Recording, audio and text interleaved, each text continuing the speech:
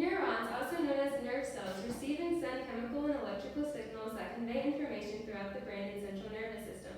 There are about 100 billion of them in the human body, and each have specialized structures to perform their specific functions.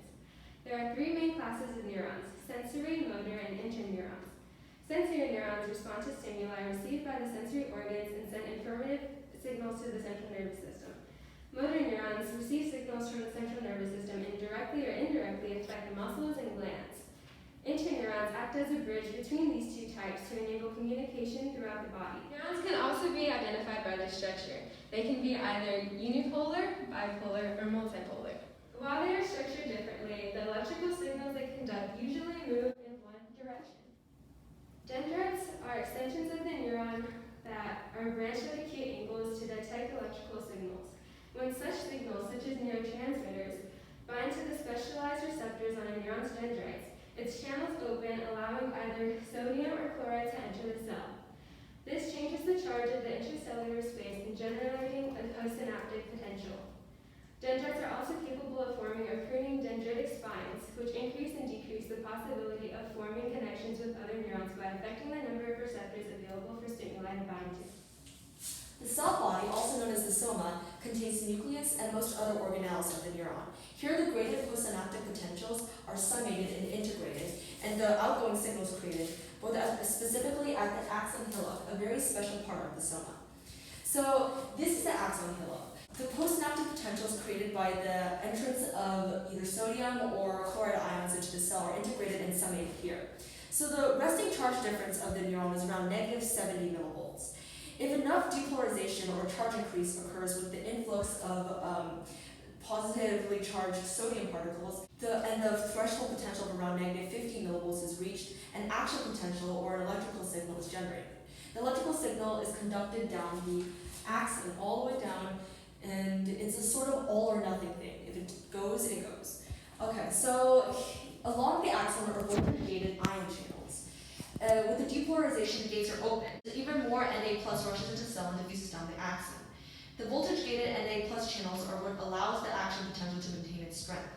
Afterwards, the channels quickly close, and other pumps and channels work to restore the original charge difference. So the action potential soon reaches the end of the neuron, the terminals. Here, the electrical signal becomes a chemical one once again by triggering the release of neurotransmitters, which bind to the dendrites of the next neuron, starting the cycle all over again. Myelin sheaths are composed of proteins and lipids. They provide insulation around the axon, allowing action potentials to travel smoother and faster.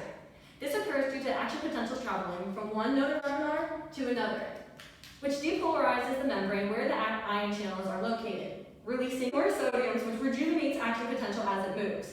Ultimately, less energy is required to depolarize the membrane between the nodes, so the action potential travels down the axon at an increased speed. Glial cells are non-neuronal cells in the CNS.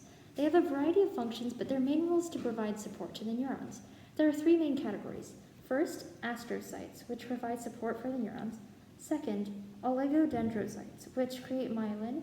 And third, microglial cells, which remove debris from injured cells. We're going to take a look at how signals are passed in between neurons.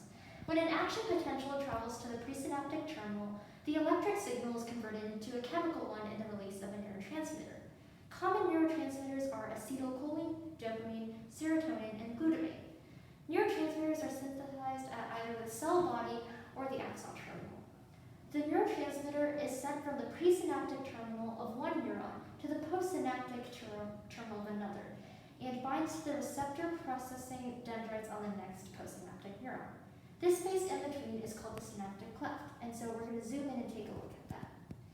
Neurotransmitters are packaged in these synaptic vesicles, and release occurs in 4 steps: docking, priming, fusion, and release. When an action potential reaches the axon terminal, depolarization occurs, causing voltage-gated calcium channels to open and calcium ions to enter the membrane. The calcium ions then activate an enzyme which causes the synaptic vesicles to separate this from the synapsin proteins binding the vesicles to the neuron, allowing the vesicles to enter a readily releasable pool. Snare and vamp proteins are found in the membranes of the neuron and the vesicle respectively, and they bind together to cause the vesicle to fuse with the membrane. Exocytosis then occurs when the level of calcium ions inside the neuron is high enough and the neurotransmitters are released into the synaptic cleft and are received by receptors on the dendrites of the postsynaptic neuron. Small molecule neurotransmitters can be recycled and drawn back from the synaptic cleft back into the axon terminal. Signaling can't go on forever. Released neurotransmitters would continue to bind to receptors if not deactivated, leading to overly stimulated neurons. Some neurotransmitters are degraded by enzymes in the synaptic cleft, here. Others are taken up again by reputate, by transporters on the presynaptic memory, and then those neurotransmitters are repackaged in vesicles and prepared for re-release. Autoreceptors, so named because they sense the amount of neurotransmitters present in the synaptic cleft, decrease the amount of neurotransmitters being released when there are already a lot present by altering neurotransmitter synthesis and vesicle movement to temporarily prevent new release of neurotransmitters.